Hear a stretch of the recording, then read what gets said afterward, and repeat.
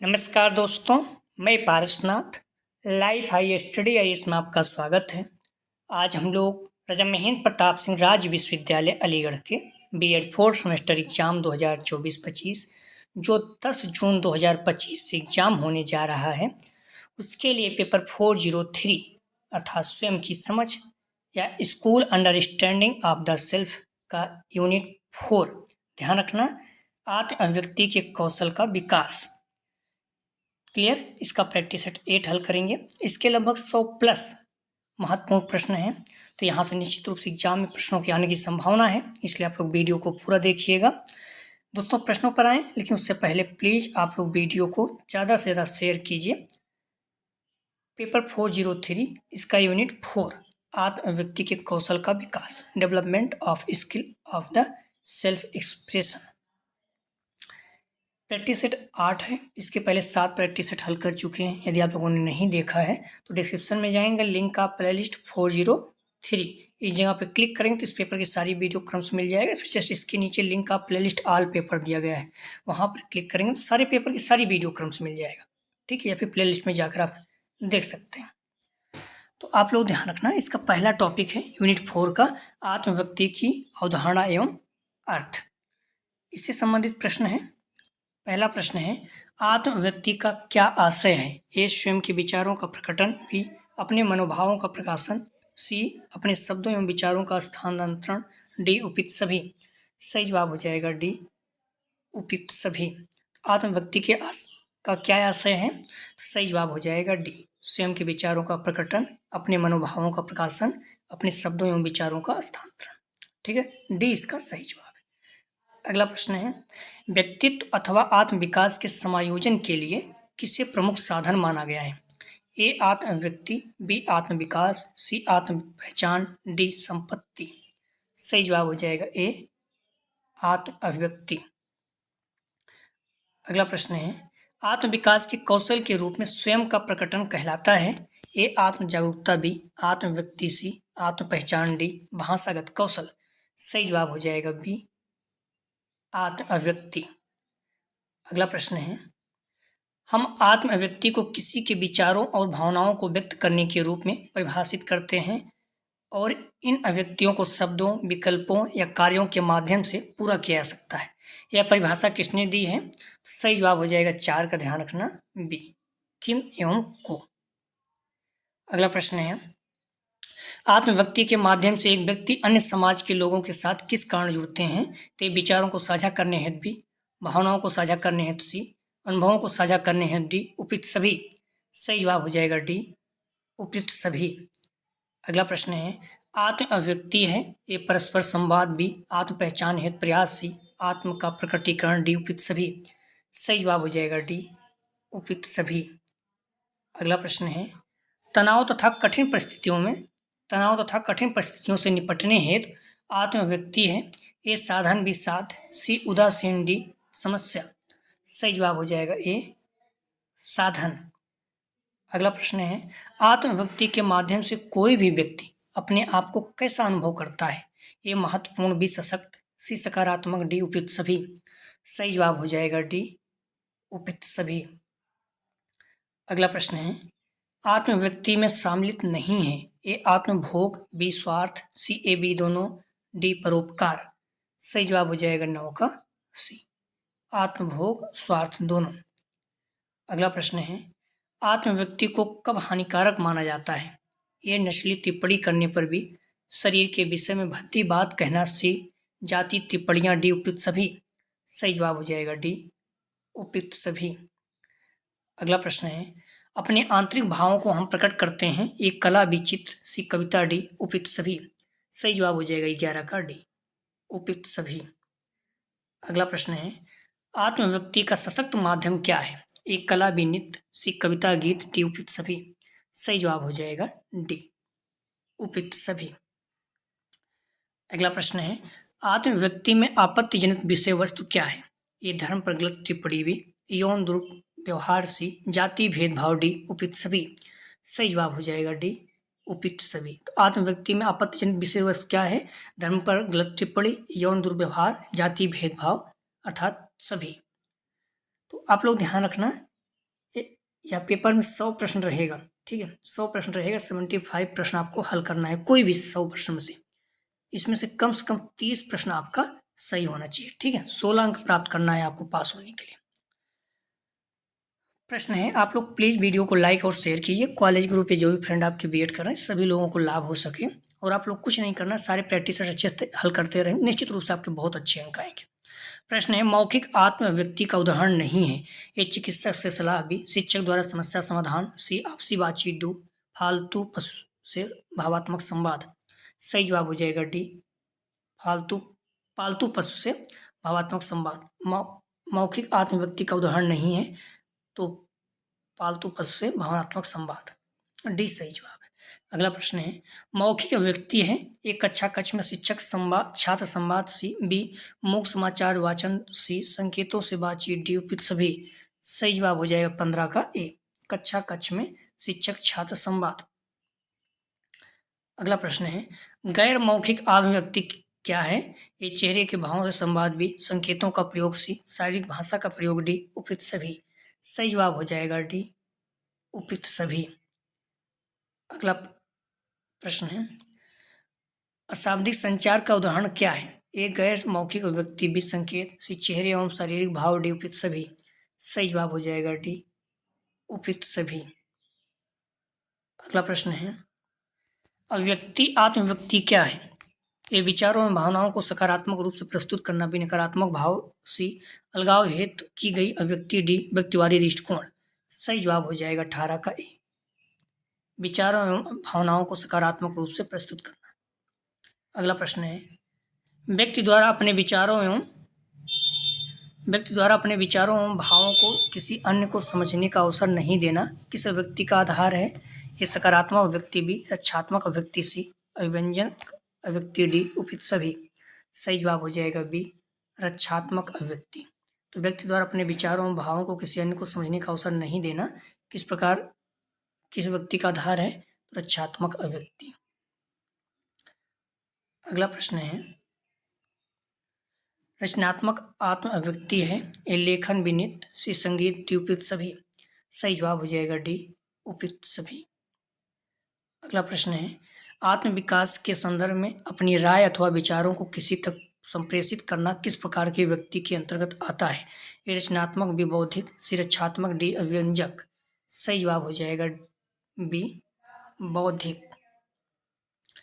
अगला प्रश्न है, यौन कामना की पूर्ति है किस प्रकार की अभिव्यक्ति की जाती है, ए यौनाचार आत्मव्यक्ति, बी व्यभिचारी आत्मव्यक्ति, सी कामवासना आत्मव्यक्ति, डी दुराचार आत्मव्यक्ति। सही जवाब हो जाएगा 22 का ए, यौनाचार आत्मव्यक्ति। अगला प्रश्न है, आत्म खोज की यात्रा सबसे महत्वपूर्ण यात्रा है जो हम कर सकते हैं, कथन किसका है। सही जवाब हो जाएगा ए, डी ला ह्यूर्टा का। अगला प्रश्न है, डी ला ह्यूर्टा के द्वारा आत्मव्यक्ति का महत्व है, ये जीवन में पूर्णता आती है, बी जीवन को सर्वश्रेष्ठ बनाती है, सी जीवन में योगदान करती है, डी उपयुक्त सभी। सही जवाब हो जाएगा 24 का डी उपयुक्त सभी। अगला प्रश्न है, मैं अपने व्यक्तित्व की पूर्ण व्यक्ति के लिए स्वतंत्रता चाहता हूँ, या कथन किसका है। तो सही जवाब हो जाएगा 25 का ए, महात्मा गांधी का। अगला प्रश्न है, ध्यान रखना समाज, अब अपना जो टॉपिक देखेंगे दूसरा टॉपिक यूनिट 4 का, सामाजिक पहचान सिद्धांत पर संक्षिप्त इनपुट अर्थात लेख, इससे संबंधित प्रश्न है, सामाजिक पहचान सिद्धांत किसने दिया था, ए हेनरी ताजफेल एवं जॉर्ज टर्नर, बी मीट एवं इरेक्सन, सी एरिक्सन एवं पावलाव, डी बंडूरा एवं वाल्टर्स। सही जवाब हो जाएगा 26 का ए, हेनरी ताजफेल एवं जॉर्ज टर्नर। अगला प्रश्न है, सामाजिक पहचान सिद्धांत शब्द का प्रयोग सबसे पहले किसने किया, A Bandura, B Henry Tajfel, C William G Sumner, D Mead. सही जवाब हो जाएगा सी विलियम जी शुमनेर। अगला प्रश्न है, सामाजिक पहचान सिद्धांत में निहित तत्व क्या है। तो इस सामाजिक पहचान बनाना भी, पहचान दूसरों के साथ बनाई जाती है, सी व्यक्ति जात लिंग राष्ट्रीयता के साथ समूह पहचान बनाते हैं, डी उपयुक्त सभी। सही जवाब हो जाएगा 28 का डी उपयुक्त सभी। अगला प्रश्न है, सामाजिक पहचान सिद्धांत में निहित तत्व है अलगाववाद बी, सहयोग सी, एकरूपता में भिन्नता डी, निर्भरता। सही जवाब हो जाएगा 29 का ए, अलगाववाद। अगला प्रश्न है सामाजिक पहचान सिद्धांत की प्रमुख शक्ति क्या है? ए, समूह गठन बी, हम की भावना सी, समूह का रखरखाव डी, उपयुक्त सभी। सही जवाब हो जाएगा 30 का डी, उपयुक्त सभी। अगला प्रश्न है व्यक्तियों की आत्म अवधारणा और आत्म मूल्य की भावना को आकार देने में सामाजिक तुलना और समूह सदस्यता के महत्व पर प्रकाश कौन सा सिद्धांत डालता है? सही जवाब हो जाएगा सी, सामाजिक पहचान का सिद्धांत। अगला प्रश्न है सामाजिक पहचान सिद्धांत लक्ष्य करता है कि वह, सही जवाब हो जाएगा 32 का ए, एक व्यक्तिगत और सामाजिक समूहों के मध्य परस्पर क्रिया है। अगला प्रश्न है सामाजिक पहचान सिद्धांत अध्ययन करता है कि व्यक्ति ए, अपनी पहचान बनाते हैं, बी, पहचान को परिभाषित करते हैं, सी, हम की भावना विकसित करते हैं, डी, उपयुक्त सभी। सही जवाब हो जाएगा 33 का डी, उपयुक्त सभी। अगला प्रश्न है सामाजिक पहचान सिद्धांत की प्रक्रिया में चरण है, ए, वर्गीकरण, बी, पहचान, सी, तुलना, डी, उपयुक्त सभी। सही जवाब हो जाएगा 34 का डी, उपयुक्त सभी। अगला प्रश्न है सामाजिक पहचान सिद्धांत कब दिया था? तो सही जवाब हो जाएगा 35 का ए, 1970 ईस्वी के दशक में। अगला प्रश्न है किसी व्यक्ति की पहचान व्यक्तिगत गुणों से नहीं बल्कि पूर्व निर्धारित होती है, यह कथन सामाजिक पहचान के संदर्भ में किसने दिया? सही जवाब हो जाएगा डी, एस हॉल।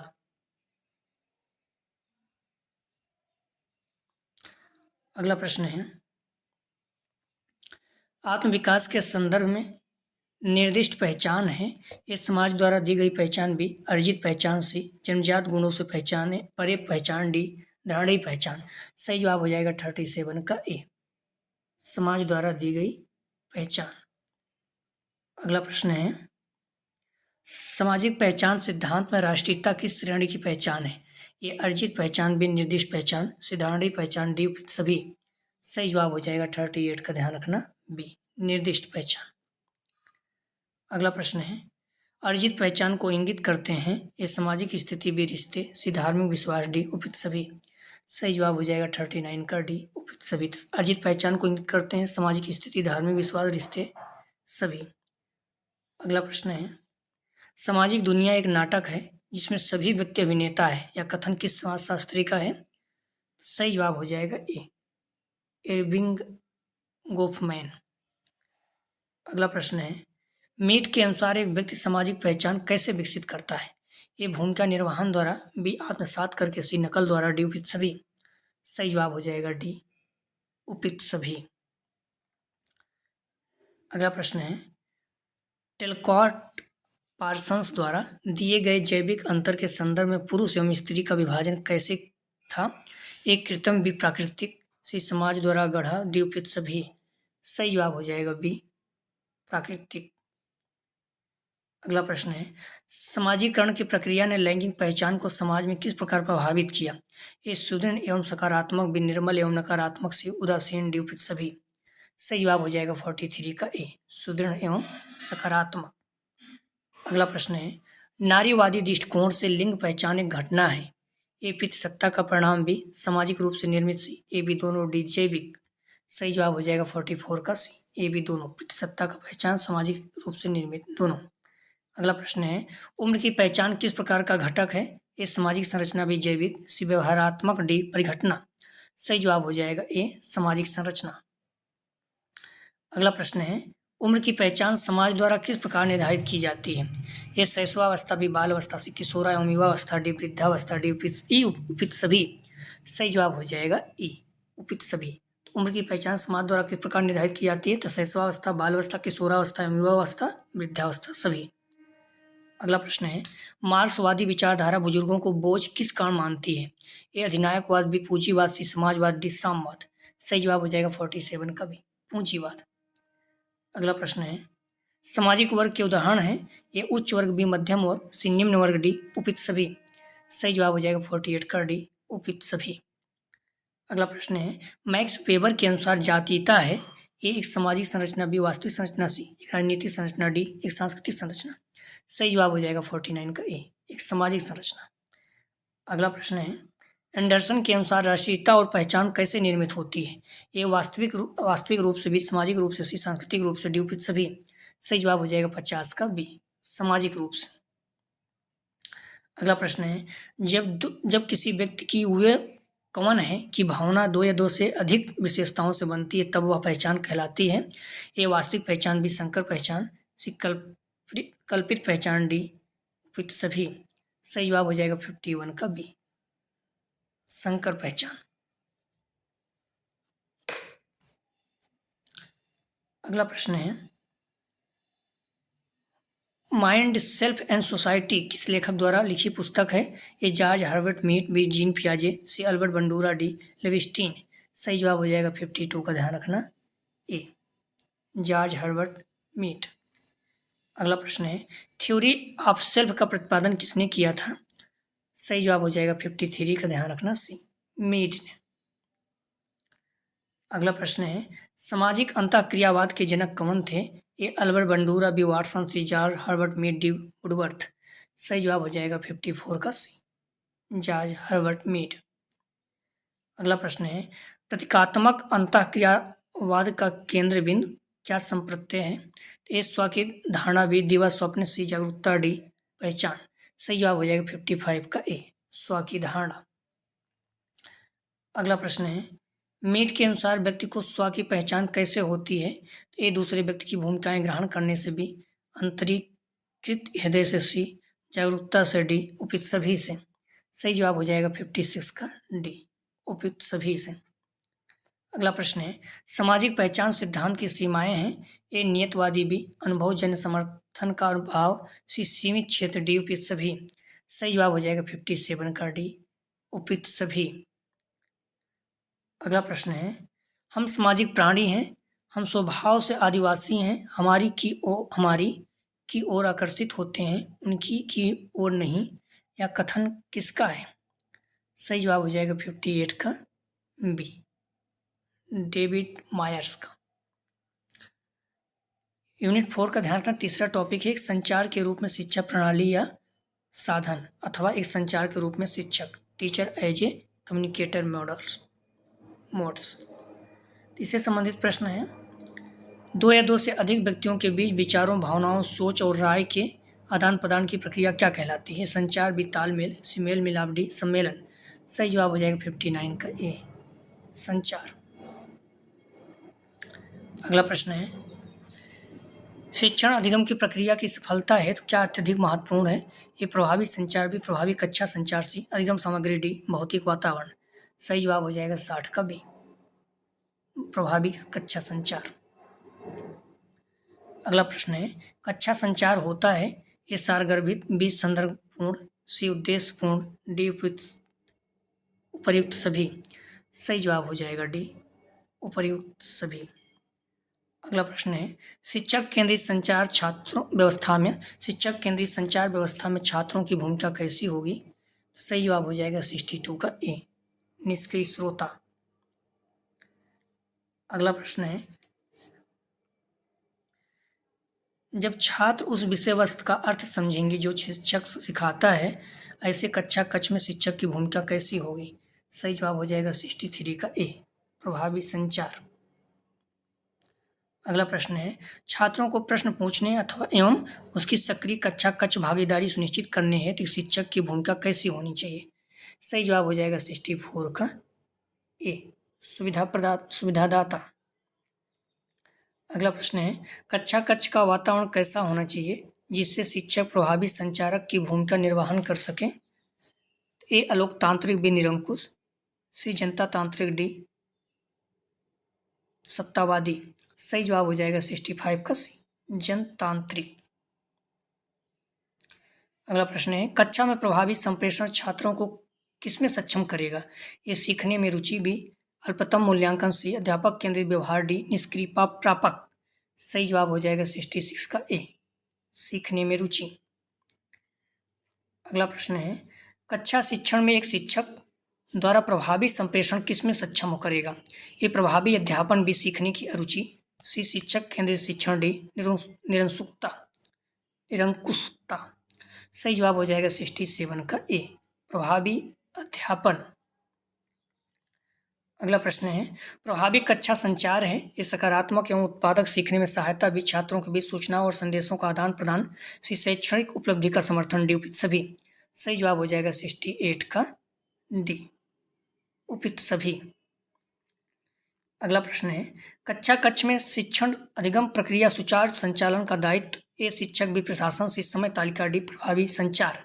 सही जवाब हो जाएगा 69 का, ध्यान रखना डी, प्रभावी संचार। अगला प्रश्न है, प्रभावी संचार में सर्वाधिक महत्वपूर्ण है, ए सीखने में रुचि, बी प्रतिपुष्टि, सी सम्मान और समावेशिता, डी उपयुक्त सभी। सही जवाब हो जाएगा 70 का डी, उपयुक्त सभी। अगला प्रश्न है, संचार में अनुभव से अप्रत्यक्ष या प्रत्यक्ष रूप से निकाला गया एक उच्च कोटि का अनुमान निम्नलिखित में से किसके लिए उत्तरदायी है। सही जवाब हो जाएगा 71 का सी, अमूर्तीकरण। अगला प्रश्न है, अमूर्तीकरण सरलीकरण की रणनीति का उपयोग करता है जिसमें पूर्व में मूर्त विवरण छोड़े जाते हैं। सही जवाब हो जाएगा 72 का ए, अस्पष्ट या अपरिभाषित। अगला प्रश्न है, एक शिक्षक कक्षा में प्रभावी संचार के माध्यम से क्या सुनिश्चित करता है, ये संदेश स्पष्ट हो, बी वह उद्देश्यपूर्ण हो, सी वह बोधगम्य हो, डी उपयुक्त सभी। सही जवाब हो जाएगा 73 का डी, उपयुक्त सभी। अगला प्रश्न है, कक्षा कक्ष में ऐसी अवधारणाएं जिन्हें हमारी इंद्रियों द्वारा अनुभव नहीं किया जा सकता कहलाती है। तो सही जवाब हो जाएगा 74 का सी, अमूर्त अवधारणाएं। अगला प्रश्न है, प्रभावी संचारक हेतु एक शिक्षक अपने छात्रों की समस्याओं का किस प्रकार सामना करेगा, ये उन्हें ध्यानपूर्वक सुनकर भी, उनकी अनदेखी करके, सी उदासीन व्यवहार करके, डी उपयुक्त सभी। सही जवाब हो जाएगा ए, उन्हें ध्यानपूर्वक सुनकर। अगला प्रश्न है, जब स्रोत एवं श्रोता एक ही तरंग पर हो तब संप्रेषण कैसा होगा, ए अप्रभावी, बी निष्क्रिय, सी प्रभावी, डी उदासीन। सही जवाब हो जाएगा 76 का सी, प्रभावी। अगला प्रश्न है, एक सफल शिक्षक प्रभावी संचारक के रूप में अपने छात्रों को ... श्रोता के रूप में चाहता है, ए प्रशंसात्मक, बी निष्क्रिय, सी नाम मात्र का, डी सक्रिय। सही जवाब हो जाएगा 77 का, ध्यान रखना डी, सक्रिय। अगला प्रश्न है, एक शिक्षक प्रभावी श्रवण हेतु कौन सी तकनीक नहीं अपनाएगा। सही जवाब हो जाएगा 78 का सी, समय से पहले मूल्यांकन। अगला प्रश्न है, स्रोत एवं श्रोता जब एक समान अर्थ ज्ञापित करने हेतु एक ही तरह की भाषा एवं पदों का अनुप्रयोग करते हैं तब संप्रेषण किस प्रकार का होगा, ये प्रभावशाली, भी सक्रिय, सी उद्देश्यपूर्ण, डी उपयुक्त सभी। सही जवाब हो जाएगा 79 का डी, उपयुक्त सभी। अगला प्रश्न है, संचार के प्रभावी होने के लिए शिक्षक एवं छात्र होने चाहिए, ये विरुद्ध, भी निष्क्रिय, सी समरूप, डी तटस्थ। सही जवाब हो जाएगा 80 का सी, समरूप। अगला प्रश्न है, एक शिक्षक प्रभावी संचारक की भूमिका के लिए साधन अपनाएगा, ये सामान्य अर्थ भी, सामान्य विश्वास, सी सामान्य भाषा, डी उपयुक्त सभी। सही जवाब हो जाएगा डी, उपयुक्त सभी। अगला प्रश्न है, प्रभावी कक्षा संचार होने के लिए आवश्यक है, ए अधोगामी, बी अप्रतिक्रियाशील, सी प्रगतिशील, डी उपयुक्त सभी। सही जवाब हो जाएगा 82 का सी, प्रगतिशील। अगला प्रश्न है, प्रभावी कक्षा कक्ष में संचार की आवश्यकता नहीं है, ए अधोगामी, बी समायोज्य, सी अप्रतिक्रियाशील, डी विश्लेषणात्मक। सही जवाब हो जाएगा 83 का ए, अधोगामी। अगला प्रश्न है, विश्लेषणात्मक संचार का क्या अर्थ है। तो सही जवाब हो जाएगा 84 का ए, जटिल अवधारणाओं को टुकड़ों में विभाजित करना। कहते हैं किसी प्रश्न की विश्लेषणात्मक आलोचना कीजिए, विश्लेषणात्मक अर्थ बताइए, तो इसका मतलब ये है किसी चीज़ को मतलब पॉजिटिव नेगेटिव सारी चीज़ें, तो यहाँ पर टुकड़ों में विभाजित, मतलब जटिल अवधारणाओं में कठिन चीज़ों को कई भागों में विभाजित करना, छोटे छोटे भागों में बताना, ये इसका सही जवाब है। अगला प्रश्न है, वह संचार कौन सा है जिसमें एक शिक्षक छात्रों की समस्याओं और आवश्यकताओं के अनुसार अपनी संचार शैली को अनुकूलित करने में सक्षम है। सही जवाब हो जाएगा 85 का सी, समायोज्य संचार। अगला प्रश्न है, शिक्षक द्वारा उस विषय वस्तु को आगे बढ़ाना जिससे छात्र पूर्व परिचित हो के लिए किस संचार तकनीक का प्रयोग शिक्षक द्वारा किया जाएगा? ये समायोजित संचार तकनीक भी, प्रगतिशील संचार तकनीक सी, विश्लेषणात्मक संचार तकनीक डी, उपयुक्त सभी। सही जवाब हो जाएगा 86 का बी, प्रगतिशील संचार तकनीक। अगला प्रश्न है, अप्रतिक्रियाशील संचार है ए, शिक्षक छात्रों के प्रश्नों का उत्तर नहीं देता, बी, छात्र निष्क्रिय है, सी, छात्र सक्रिय है, डी, प्रगतिशील संचार। सही जवाब हो जाएगा ए, शिक्षक छात्रों के प्रश्नों का उत्तर नहीं देता। अगला प्रश्न है, संप्रेषण और अधिगम की दृष्टि से शिक्षण और अधिगम के अधिकांश ऑनलाइन प्लेटफॉर्म हैं। ए, तुल्यकालिक, बी, अतुल्यकालिक, सी, विशिष्ट समय समयाबद्ध, डी, अरुचिपूर्ण। सही जवाब हो जाएगा 88 का बी, अतुल्यकालिक। अगला प्रश्न है, संप्रेषण का वह प्रकार कौन सा है जिसमें स्रोत एवं श्रोता दोनों की एक साथ उपस्थिति आवश्यक नहीं होती? सही जवाब हो जाएगा 89 का बी, अतुल्यकालिक संप्रेषण।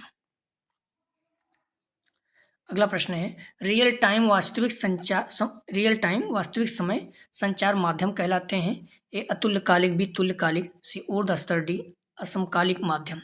सही जवाब हो जाएगा बी, तुल्यकालिक। अगला प्रश्न है, समकालिक संचार के माध्यम है? A, video conference, B, live chat, C, phone call, D, उपयुक्त सभी। सही जवाब हो जाएगा 91 का डी, उपयुक्त सभी। अगला प्रश्न है, प्रभावी संचारक की भूमिका शिक्षक द्वारा किस संप्रेषण के प्रकार में निभाई जा सकती है? सही जवाब हो जाएगा 92 का बी, तुल्यकालिक संप्रेषण। यूनिट 4 का जो अगला टॉपिक है, आत्मव्यक्ति को प्रभावित करने वाले कारक। यहाँ से प्रश्न देखेंगे। आत्मव्यक्ति को प्रभावित करने वाले कारक हैं, ए, विवाद, बी, प्रथाएं, सी, रूढ़ियां, डी, उपयुक्त सभी। सही जवाब हो जाएगा 93 का ध्यान रखना, डी, उपयुक्त सभी। अर्थात विवाद, प्रथाएं, रूढ़ियां सभी आत्मव्यक्ति को प्रभावित करते हैं। अगला प्रश्न है, कक्ष में छात्र की आत्मव्यक्ति को कौन से कारक प्रभावित करेंगे? ये शिक्षक का सत्तावादी व्यवहार, भी, छात्र की असफलता, सी, छात्र की संख्या, डी, उपयुक्त सभी। सही जवाब हो जाएगा 94 का डी, उपयुक्त सभी। अगला प्रश्न है, आत्मव्यक्ति को कौन सा कारक प्रभावित नहीं करेगा? ए, रूढ़िगत व्यवहार, भी, लिंग, सी, पूर्वाग्रह, डी, समानता। सही जवाब हो जाएगा 95 का डी, समानता। अगला प्रश्न है, कक्ष के संबंध में आत्मव्यक्ति प्रभावित होगी जब ये सभी छात्र शांत रहें, भी, प्रिय छात्र ही उत्तर दें, सी, निरंकुश व्यवहार, डी, उपयुक्त सभी।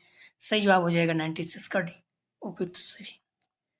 अगला प्रश्न है, एक शिक्षक अपनी समावेशी कक्षा में भाषाई विभिन्नता वाले छात्र के संबंध में क्या दृष्टिकोण अपनाएगा? सही जवाब हो जाएगा 97 का ए, भाषा विविधता का उत्सव मनाएगा।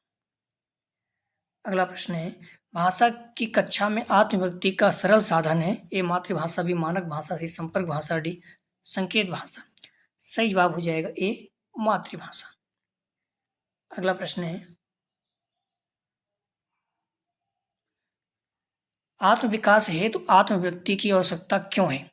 ए, आत्मव्यक्ति स्वयं का प्रकटन, भी, आत्मव्यक्ति चेतन मन की क्रिया, सी, आत्मव्यक्ति से आयोजन होता है, डी, उपयुक्त सभी। सही जवाब हो जाएगा 99 का डी, उपयुक्त सभी। अगला प्रश्न है, आत्मव्यक्ति को प्रभावित करने वाले मनोवैज्ञानिक कारण है? ए, रूढ़ियां, बी, संवेग, सी, रीति रिवाज, डी, शोर। सही जवाब हो जाएगा बी, संवेग। अगला प्रश्न है, आत्मव्यक्ति को प्रभावित करने वाले मनोवैज्ञानिक कारण नहीं है? ये संवेग, भी, परंपराएं एवं रीति रिवाज, सी, भय, डी, अभिवृत्ति। सही जवाब हो जाएगा बी, परंपराएं एवं रीति रिवाज। अगला प्रश्न है, आत्मव्यक्ति को प्रभावित करने वाले भौतिक कारक हैं?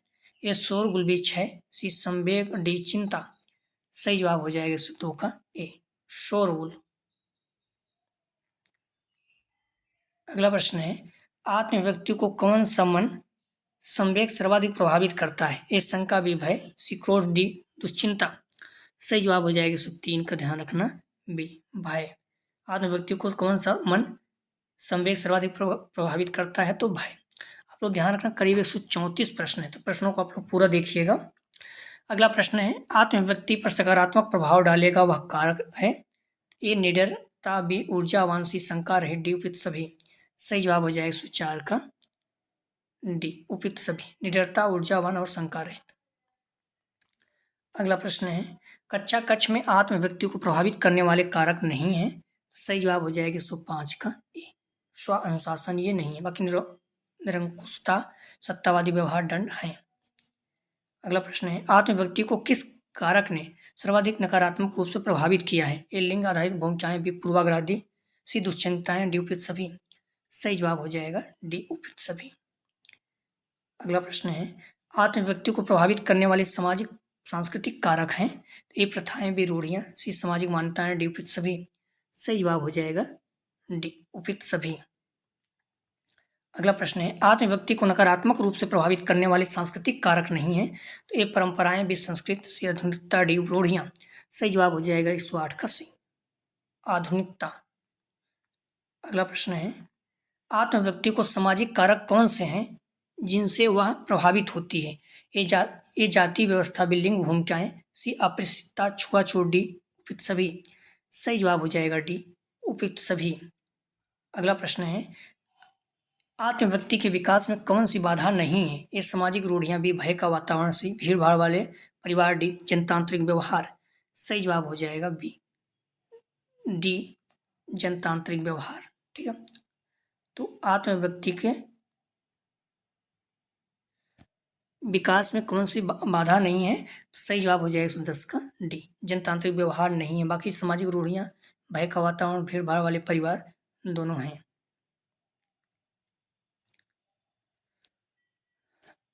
अगला प्रश्न है, आत्म विकास के संदर्भ में आत्म व्यक्ति हेतु प्रमुख मनोवैज्ञानिक बाधा क्या है? ए लोकतांत्रिक व्यवहार, बी स्वानुशासन, सी मानसिक अस्थिरता, डी सुदृढ़ आर्थिक स्थिति। सही जवाब हो जाएगा सी मानसिक अस्थिरता। अगला प्रश्न है, डॉट डॉट डॉट का अर्थ है प्रतिबद्ध रहना। ए याद रखना, बी बढ़ना, सी संबंधित होना, डी सपने में रहना। सही जवाब हो जाएगा ए याद रखना। अगला प्रश्न है, प्रगति देखने के लिए क्या महत्वपूर्ण है? ए बढ़ना, बी सपना देखना, सी मूल्यांकन करना, डी इनमें से कोई नहीं।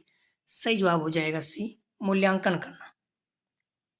अगला प्रश्न है, स्व मूल्यांकन का पता लगाने में कौन मदद करता है? ए हम कहाँ पहुँच गए, बी हम कितने बदल गए, सी जो हमने किया वह हमारे लिए सही है, डी उपयुक्त सभी। सही जवाब हो जाएगा, ध्यान रखना, डी उपयुक्त सभी। अगला प्रश्न है, आपने सभी विचारों को हाथ में लिए गए काम पर केंद्रित करें। सूर्य की किरणें तब तक नहीं जलाती जब तक उन्हें फोकस पर न लाया जाए। या कथन है। सही जवाब हो जाएगा 115 का सी अलेक्जेंडर ग्राहम बेल का। अगला प्रश्न है, कोई भी नवाचार या रचना निर्माता के किसके द्वारा उपज होती है? सही जवाब हो जाएगा 116 का सी मन का। अगला प्रश्न है, संचार कौशल में महारत कैसे हासिल किया जाता है? ये अभ्यास से, भी परिवर्तन से बढ़ रहा, डी में से कोई नहीं। सही जवाब हो जाएगा ए अभ्यास से। अगला प्रश्न है, जब हम विभिन्न पहलुओं को जोड़ते हैं तो हमारे लिए क्या उपयुक्त होगा? ए बिल्कुल नया आइडिया, बी रचनात्मकता, से पर्यावरण के साथ सह अस्तित्व, डी उपयुक्त सभी। सही जवाब हो जाएगा डी उपयुक्त सभी। अगला प्रश्न है, अगर आप यह सपना देख सकते हैं कि आप यह भी कर सकते हैं तो यह किसने कहा? सही जवाब हो जाएगा 119 का ए वाल्ट डिज्नी। अगला प्रश्न है, जीवन में किसका होना महत्वपूर्ण है? ए साइकिल, बी सपना, सी चाय, डी इनमें से कोई नहीं। सही जवाब हो जाएगा बी सपना। अगला प्रश्न है, जी भर कर जिए, ऐसे सीखो कि तुम्हें हमेशा जीवित रहना है, किसके द्वारा कहा गया है? सही जवाब हो जाएगा 21 का डी महात्मा गांधी। अगला प्रश्न है, अधिकतर लोग समझने के इरादे से नहीं बल्कि उत्तर देने के इरादे से समझते हैं, यह कथन किसका है? तो सही जवाब हो जाएगा बी स्टीफन कोवे। अगला प्रश्न है, आत्म प्रत्यय के कितने प्रमुख अवयव हैं? सही जवाब हो जाएगा ए 3। प्लीज़ आप लोग वीडियो को लाइक और शेयर कीजिए। करीब 34 प्रश्न, तो आप लोग प्रश्नों को पूरा देखिएगा। आत्म प्रत्यय का प्रमुख अवयव कौन सा नहीं है? ए प्रत्यक्ष परक अवयव, बी प्रत्यात्मक अवयव, सी अभिव्यक्ति अवयव, डी उपयुक्त सभी। सही जवाब हो जाएगा 134 का 124 का ध्यान रखना, डी उपयुक्त सभी तीनों हैं।